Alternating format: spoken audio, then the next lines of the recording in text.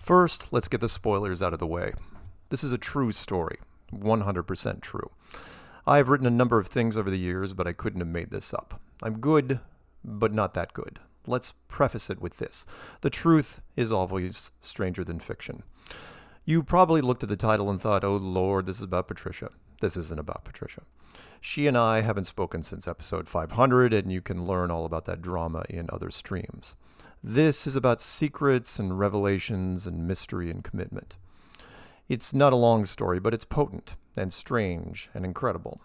Let me set the stage for you.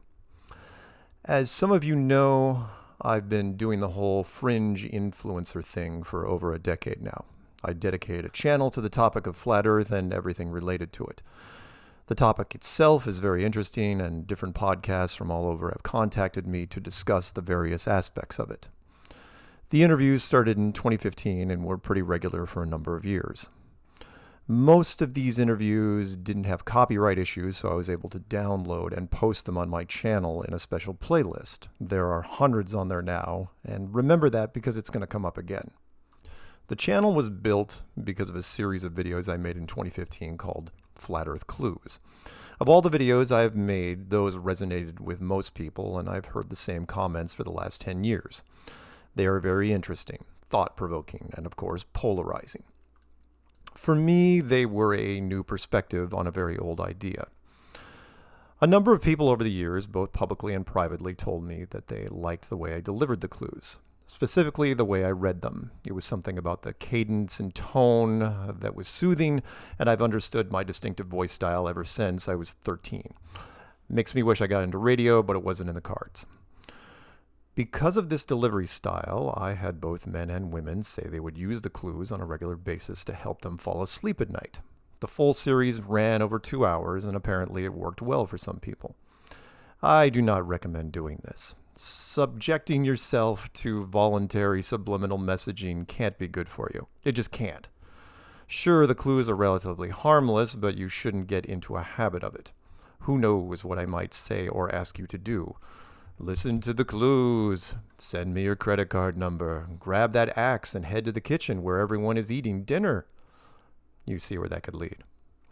So I heard this again and again over the years and thought nothing of it. Fine, people use the tone of my voice to knock themselves out, most of the time using headphones. They're just replacing soft music with a monologue. There was, however, a single variant to this pattern.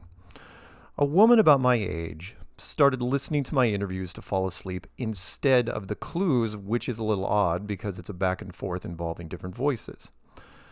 Turns out the woman used to be in radio and enjoyed the technique of how I dealt with the hosts of these different podcasts. I'm going to play it conservative and say she started listening to the interviews at the start of 2016. I knew none of this because she didn't reach out to me until January of 2022. I had to go back through the archives to verify what happened. She introduced herself briefly and asked if there were any other interview playlists. I pointed her in the right direction. She emailed me a few more times that summer, said she enjoyed how I interacted with the community, and had a few questions. The emails were cordial, but kind and complimentary. She also said she enjoyed listening to my content while going to sleep. Nothing new there.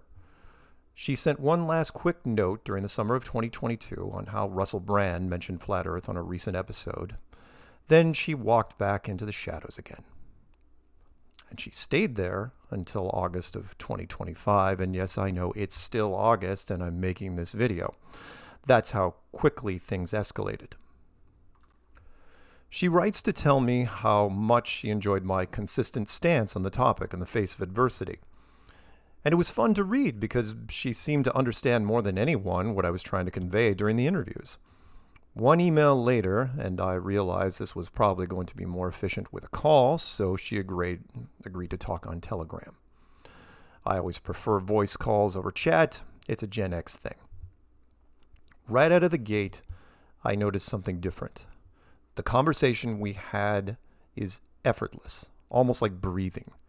It's second nature, and we're bouncing stories and opinions and ideas so quickly that time goes by in a blur.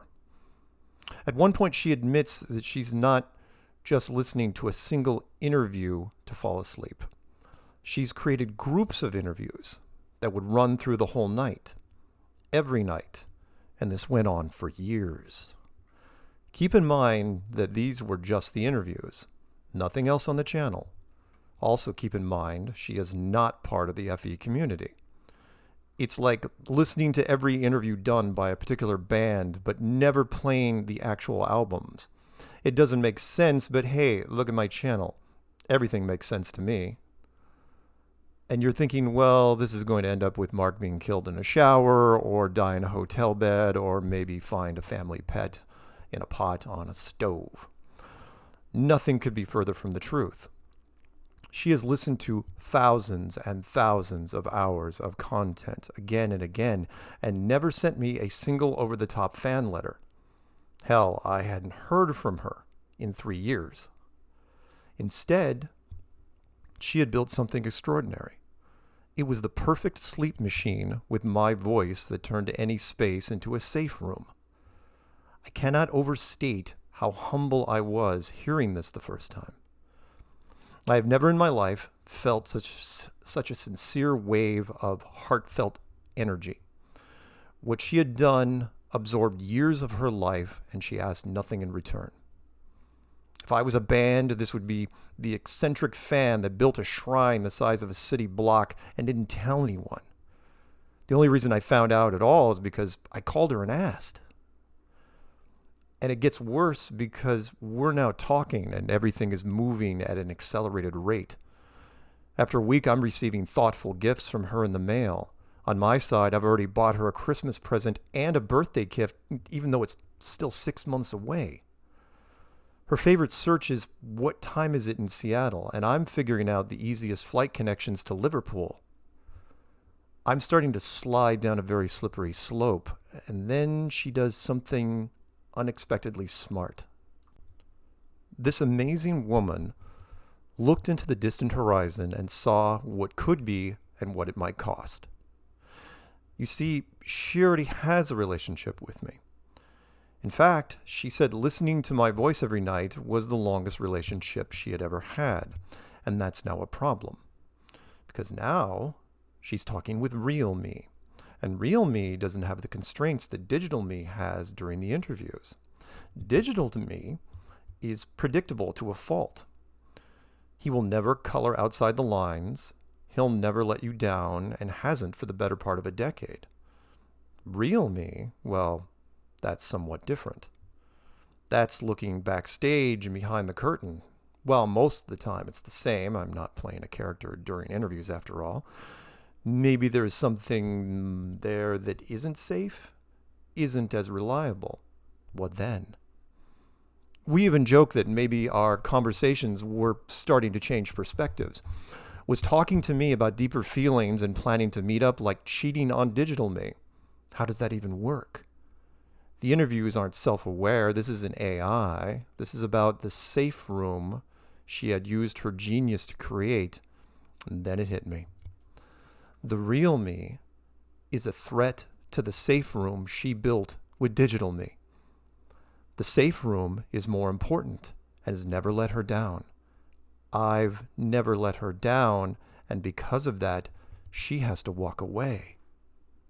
If she stays with the real me, and the bright lights and fireworks and everything that is wonderful suddenly ends, then the safe room burns right along with it.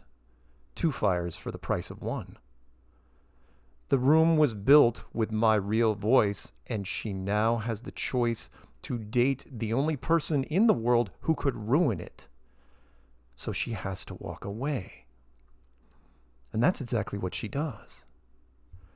I knew the day she realized it, and because we were already on the same frequency, she never had to say why. I knew why. And understood, and she was right, wasn't she? It's tough for me to know because for the first time I'm in 2 places at once. Metaphorically, it was like having an amazing conversation at a restaurant, then watching the realization in the eyes across from you. She then smiles and says, "I'll be right back," gets up, and leaves the building. It's the most interesting relationship I've ever had. A secret digital version of me, living with a woman in another country, and I never knew. And through some thread of fate, we ended up talking, and she defended that relationship against the person who helped her create it. Take the risk and lose both? I take risks, and I still hesitate at the thought. What would you do? Seriously, I'm asking. The last time I asked the internet for advice was with the clues. My email is msargent23@comcast.net. I'd like to hear your opinions. If you want to post them in chat, that's fine, but I'm not going to read all of them. My final thoughts on it are this. Maybe digital me is enough. It has been so far, but then again, she was the one that reached out, and maybe that was subconscious. Maybe she thought she would have more time to choose after the call started, and then the timetable changed. Maybe there was no plan at all. What do I know? Not much. I know an incredible woman entered the stage after 10 years, said she was my biggest advocate by a wide margin, and had the receipts to back up that claim. I know that she created such an impact that I'm putting myself out there, not just to share the story, but to hear your thoughts, because I may not be clever enough to get my head around it. I don't know exactly how to end this, so let's just say I'm hopeful that the world will figure out a way to turn this into something great, because I think it really could be.